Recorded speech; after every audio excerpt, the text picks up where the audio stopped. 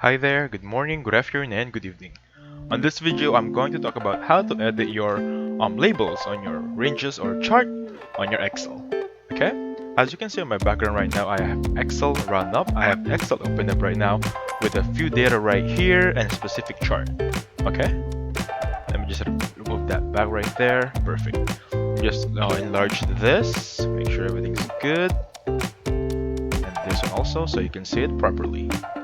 Perfect. Now, as you can see here, I have on the left side or the y-axis, we call it the vertical axis, dates.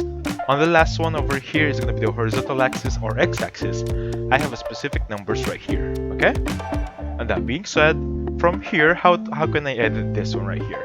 Just click on it, right click, and then you can see here that it says select data.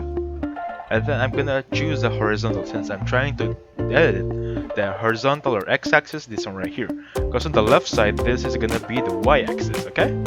So click on edit right here, choose this one's over here, and click on OK. With that being said, click on OK. I have these values right here, plugged in on the x-axis. Now let me just go back, undo everything.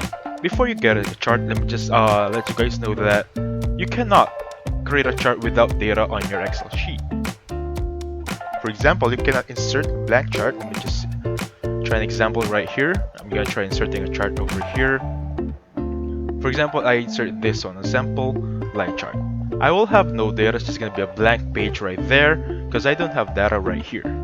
So first things first, of course, nominize or input your data right here, organize it by date or value, whatever title or series you have, and then follow a chart, choose every chart you have. And by the way, an additional information is once you click on this one and click on edit over here, give it a second, select data, you can also edit the color of the chart.